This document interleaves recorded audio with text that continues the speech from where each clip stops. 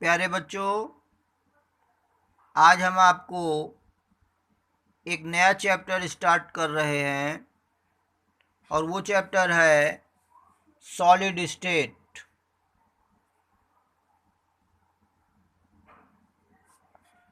Solid state मतलब ठोस अवस्था।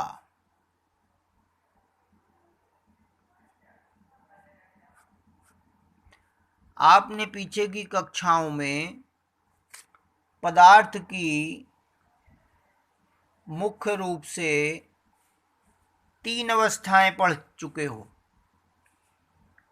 एक होती है ठोस, एक द्रव और एक गैस।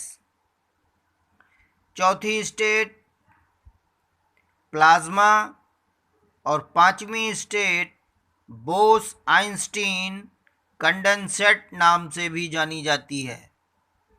परंतु हम मुख्य रूप से 3 अवस्थाओं को पढ़ते हैं, ठोस, द्रव और गैस। इन तीनों अवस्थाओं में से द्रव और गैस, द्रव वे पदार्थ हैं जिनमें बहने का गुण होता है, इनका आयतन निश्चित होता है परंतु आकार निश्चित नहीं होता है। द्रवों में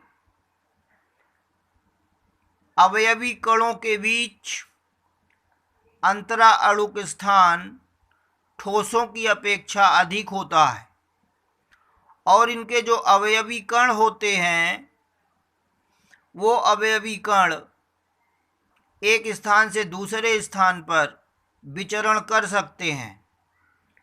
इन अवयवी कणों के मध्य अंतरा आणविक बल अधिक होता है ठोसों की अपेक्षा, और सबसे ज़्यादा गैसों में ये दूरी ज़्यादा होती है अपेक्षाकृत ठोस और द्रव के। परंतु इंटरमीडिएट की क्लास में हम एक चैप्टर पढ़ते हैं जो सॉलिड स्टेट या ठोस अवस्था के नाम से दिया गया है। इस ठोस अवस्था में पहले हम ठोसों के विषय में अध्ययन करेंगे और ये ठोस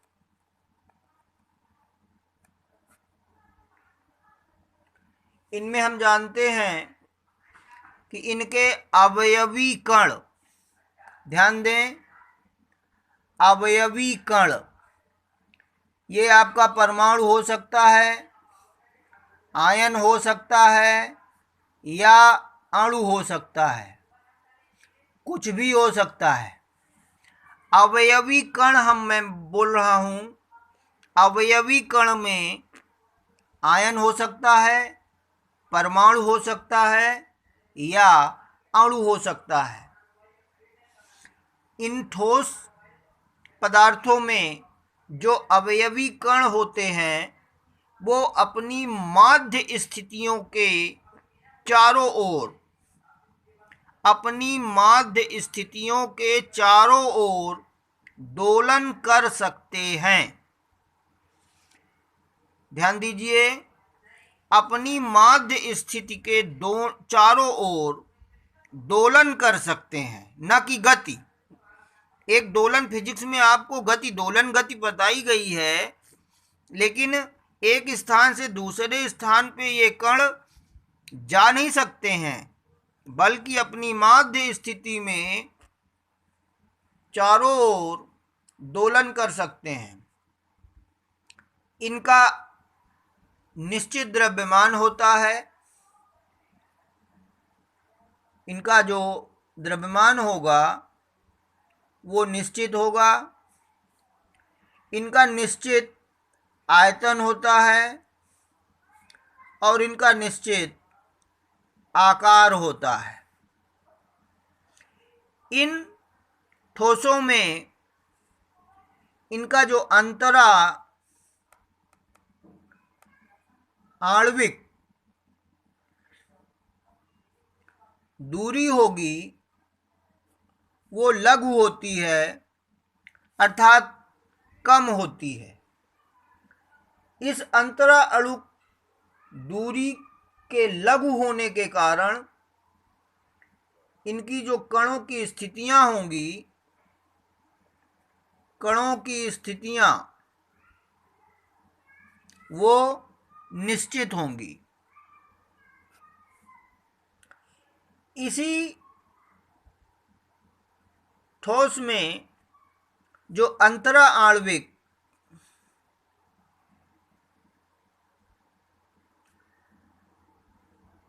स्थिति होगी,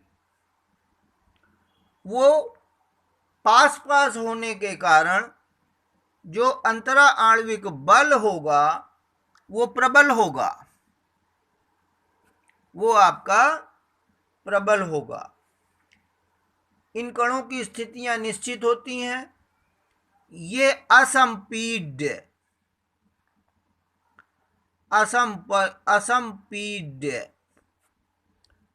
एवं कठोर होते हैं। असंपीड्य का मतलब ये होता है कि इनको दबाकर इनके आकार को छोटा नहीं किया जा सकता है।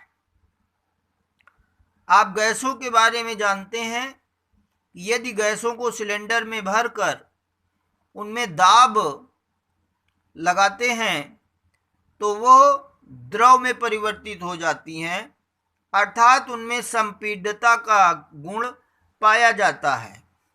अब हम ठोसों का वर्गीकरण करते हैं। ठोसों का वर्गीकरण,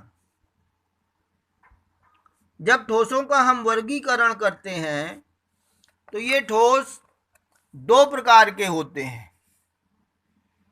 एक होते हैं क्रिस्टलीय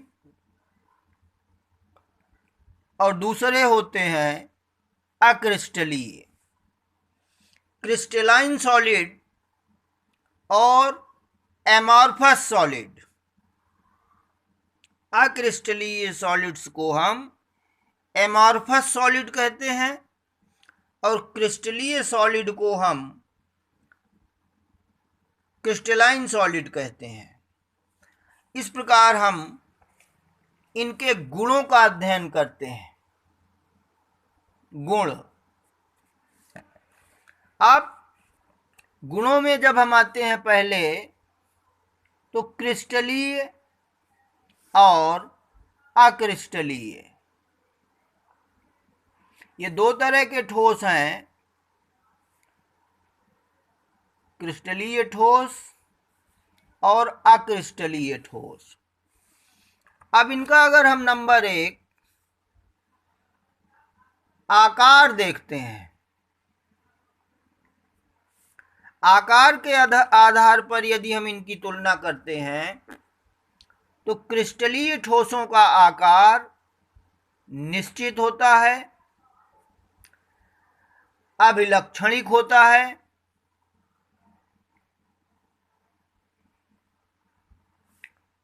और जो इनकी ज्यामिति होती है वो निश्चित होती है। इस ज्यामिति का अर्थ ये है कि इनके कणों की जो स्थिति होगी वो प्रत्येक क्रिस्टल में निश्चित होगी, और अक्रिस्टलीय ठोसों में असमाकृति आकार होता है। इनके जो कणों की स्थिति होगी वो एक निश्चित ज्यामिति के आधार पर नहीं होगी। नंबर 2 आते हैं गलनांक।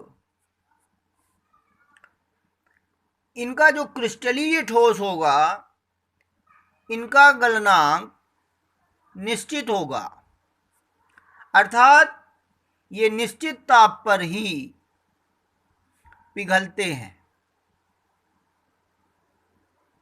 ये निश्चित ताप पर पिघलते हैं, परंतु जो आपके अक्रिस्टलीय ठोस होंगे वो ताप के एक परास में, परास का मतलब होता है रेंज, ताप के एक परास में धीरे धीरे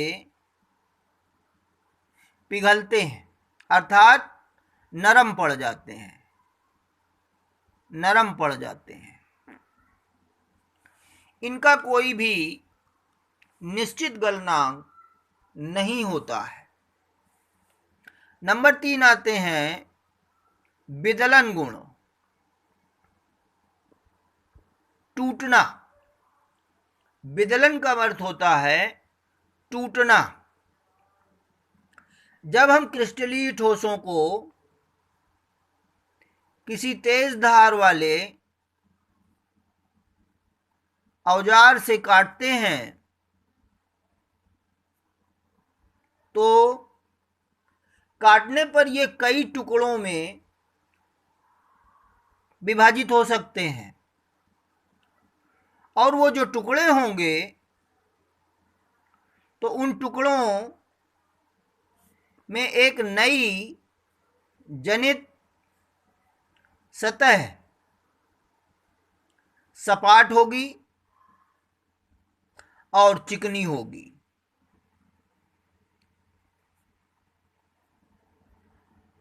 आपने देखा होगा, फॉर एग्जाम्पल, यदि नमक के बड़े टुकड़े को तोड़ते हैं या काटते हैं तो जो उसका दूसरा टुकड़ा बनेगा उसमें उसकी ऊपरी परत सपाट और चिकनी हो जाएगी, जबकि एमॉर्फस सॉलिड, दैट मीन्स अक्रिस्टलीय सॉलिड, उसको जब हम किसी तेज धार वाले औजार से काटते हैं तो वो अनियमित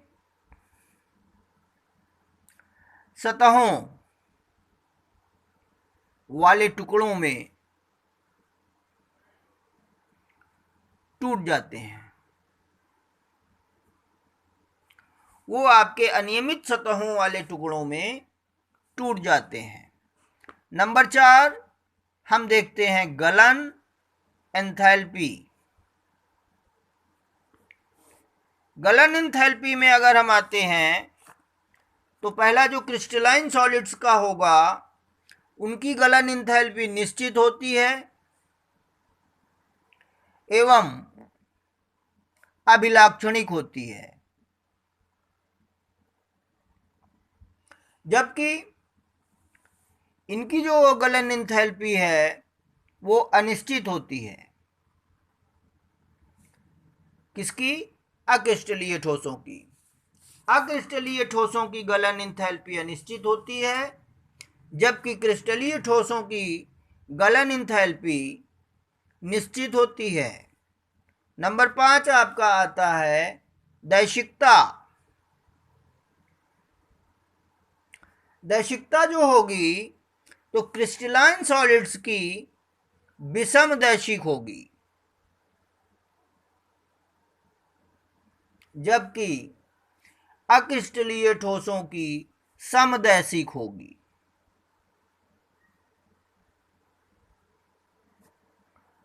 और नंबर 6 आता है प्रकृति। प्रकृति में जो क्रिस्टलीय ठोस होंगे वो वास्तविक ठोस होते हैं, जबकि एमॉर्फस सॉलिड जो होते हैं वो आभासी होते हैं। इसका कहने का मतलब ये है जैसे कांच, एग्जाम्पल कांच। कांच हमारा देखने में तो ठोस लगता है, लेकिन वास्तविक रूप से ये सुपर कूल्ड मैटर होता है, अर्थात ये ठोस नहीं है, सुपर कूल्ड लिक्विड है। अत्यधिक ठंडा करा देने पर ये ठोस का आकार देखने में प्राप्त कर लेता है, लेकिन वास्तविक रूप से ये ठोस नहीं कहा जा सकता, क्योंकि इसके कणों की, अवयवी कणों की जो ज्यामिति होती है वो अनिश्चित होती है। और अगली, इनके जो अगर हम कणों की व्यवस्था के आधार पर देखते हैं, कणों की व्यवस्था,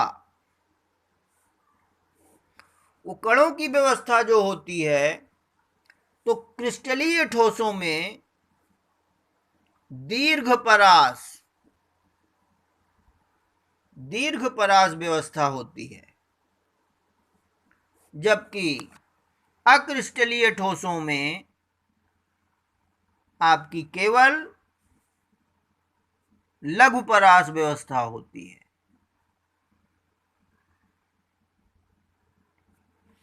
इस तरह से आज हमने पढ़ा ठोस, उनके गुण, उनका वर्गीकरण, और वर्गीकरण के आधार पर जो ठोसों को दो वर्गों में विभाजित किया गया, क्रिस्टलीय ठोस तथा अक्रिस्टलीय ठोस, उन क्रिस्टलीय और अक्रिस्टलीय ठोसों के गुणों के बारे में हमने पढ़ा। इसके बाद का चैप्टर आगे कंटिन्यू होगा। इसमें आपको हम क्वेश्चन देते हैं। अगर क्वेश्चन आप निकालें तो उन क्वेश्चंस के आंसर दिए जा सकते हैं। कुछ क्वेश्चंस के आंसर आपको देने होंगे। इसके आगे का जो चैप्टर होगा वो कंटिन्यू किया जाएगा और उसके उत्तरोत्तर आपको वीडियो प्राप्त होते रहेंगे। वीडियो को लाइक कर लें, सब्सक्राइब कर लें। सब्सक्राइब करने के बाद बेल आइकन ज़रूर दबा दें, जिससे कि आने वाले वीडियोज़ का आपको नोटिफिकेशन प्राप्त होता रहेगा और आगे इस चैप्टर को कंटिन्यू किया जाएगा।